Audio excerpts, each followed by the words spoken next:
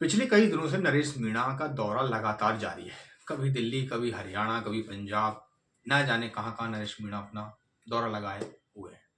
अब सवाल ये आता है कि नरेश मीणा करना क्या चाहते हैं? क्या वो राजस्थान की राजनीति में कांग्रेस के समीकरण बिगाड़ेंगे या बीजेपी की तरफ से कोई बल्लेबाजी करेंगे? हालाँकि वो उनका क्लियर है कि वो बीजेपी में नहीं जाएँगे, लेकिन उनका एक पॉइंट क्लियर है कि वो राजस्थान में वापसी कर सकते हैं। राजस्थान कांग्रेस में वापसी कर सकते हैं। इसके संकेत आप इस बात से ले लीजिए कि पिछले दिनों उन्होंने प्रशांत किशोर से मुलाकात की। उसके बाद प्रशांत किशोर ने प्रियंका गांधी से मुलाकात की। यानी प्रशांत किशोर अगर कांग्रेस में गए, तो नरेश मीणा भी कांग्रेस में ज़रूर जाएँगे, चाहे वो बहाना प्रशांत किशोर का क्यों ना हो। लेकिन इससे पहले नरेश मीणा ने हाल ही में हिंडोली में एक लोगों को संबोधित किया। उसमें उन्होंने साफ कर दिया है कि वो विधानसभा का चुनाव हिंडोली से लड़ने वाले हैं।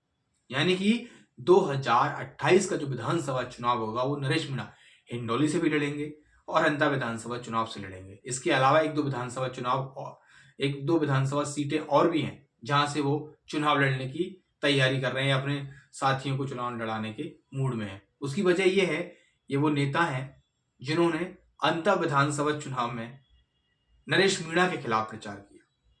यानी नरेश मीणा को उम्मीद थी कि ये लोग चुनाव प्रचार के लिए अंतर नहीं आएंगे, भाया का साथ नहीं देंगे, लेकिन अशोक चांदना ऐसे तमाम बड़े नेता हैं जो अंता की धरती पर पहुंचे और नरेश मीणा के खिलाफ प्रचार किया। इसके बाद से नरेश मीणा ने साफ कर दिया कि इन नेताओं को मैं छोड़ूंगा नहीं। 2028 के चुनाव में इनको मैं सबक सिखा के मानूंगा। भले ही मैं नहीं जीतूंगा, लेकिन इनको भी नहीं जीतने दूंगा। इसी रणनीति के साथ नरेश मीणा आगे बढ़ रहे हैं और ये रणनीति उनके लिए कितनी कारगर सिद्ध होगी, ये तो वक्त बताएगा। लेकिन एक बात तय है, अगर नरेश मीणा ने ये सारी चीजें छोड़ के अंता विधानसभा से चुनाव लड़ा, तो बहुत बड़ा उलटफेर वो कर सकते हैं। उसका अंदाजा आप इस चीज से लगा लीजिए, जब पिछले चुनाव में वो 3 नंबर रहे, सिर्फ और सिर्फ महीने 1.5 महीने की तैयारी के बाद। इतनी बड़ी उनके पास टीम, इतने लोगों की भीड़, लेकिन एक पार्टी का सिंबल नहीं होना, यानी जमीनी स्तर पर इतनी तैयारी ना होना, वो उनकी हार की वजह रहा। अगर इस बार वो तैयारी करते हैं, ग्राउंड लेवल पर अभी से जुट जाते हैं, तो 2028 के चुनाव में नरेश मीणा को जीत से कोई नहीं रोक सकता।